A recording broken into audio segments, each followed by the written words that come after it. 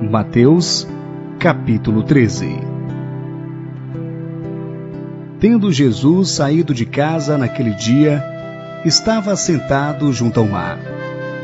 E ajuntou-se muita gente ao pé dele, de sorte que, entrando no barco, se assentou. E a toda a multidão estava em pé na praia. E falou-lhe de muitas coisas por parábolas, dizendo: Eis que o semeador saiu a semear. E quando semeava, uma parte da semente caiu ao pé do caminho, e vieram as aves e a comeram-na.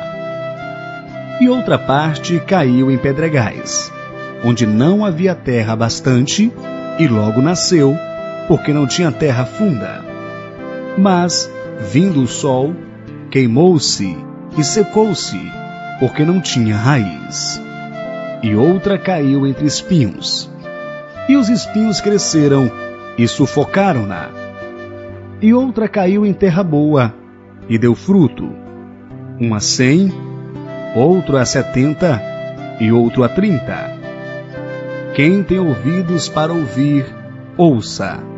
E acrescendo-se dele os discípulos, disseram-lhe: Por que lhes falas por parábolas? Ele, respondendo, disse-lhes: Porque a vós é dado conhecer os mistérios do reino dos céus, mas a eles não lhes é dado. Porque aquele que tem se dará, e terá em abundância, mas aquele que não tem, até aquilo que tem lhe será tirado. Por isso lhes falo por parábolas, porque eles, vendo não veem, e ouvindo não ouvem, nem compreendem. E neles se cumpre a profecia de Isaías, que diz: Ouvindo, ouvireis, mas não compreendereis. E vendo, vereis, mas não percebereis. Porque o coração deste povo está endurecido, e ouviram de mau grado com os seus ouvidos, e fecharam seus olhos, para que não vejam com os olhos, e ouçam com os ouvidos, e compreendam com o coração, e se convertam, e eu os cure. Mas bem-aventurados os vossos olhos, porque veem, e os vossos ouvidos, porque ouvem.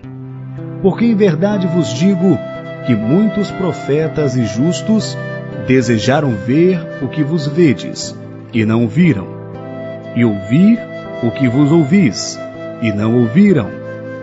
Escutai vós, pois, a parábola do semeador. Ouvindo alguém a palavra do reino, e não a entendendo, vem o maligno, e arrebata o que foi semeado no seu coração. Este é o que foi semeado ao pé do caminho. O que foi semeado em pedregais é o que ouve a palavra, e logo a recebe com alegria. Mas não tem raízes em si mesmo, antes é de pouca duração.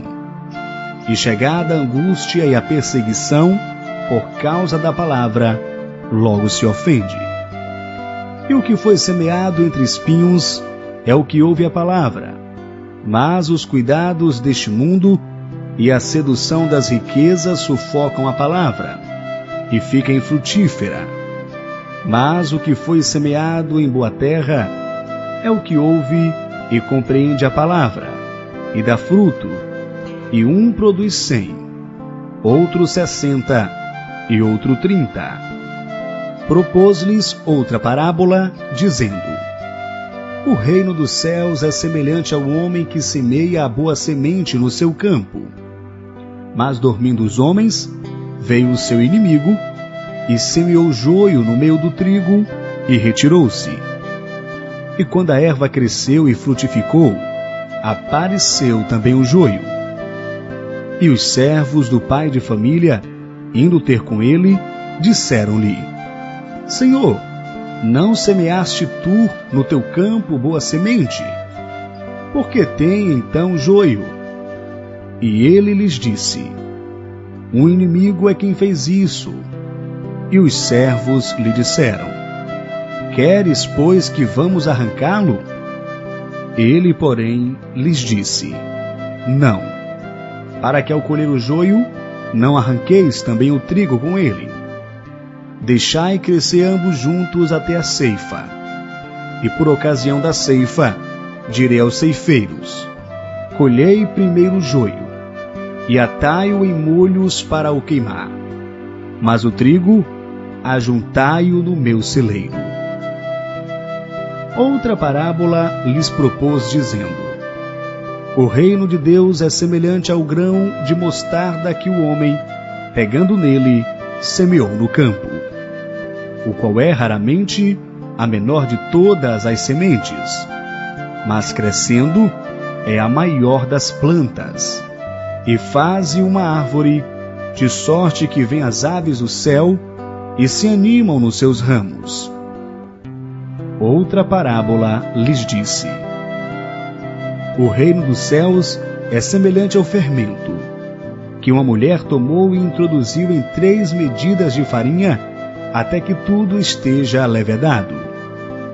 Tudo isto disse Jesus por parábolas à multidão, e nada lhes falava sem parábolas, para que se cumprisse o que fora dito pelo profeta, que disse: Abrirei em parábolas a minha boca, publicarei coisas ocultas desde a fundação do mundo.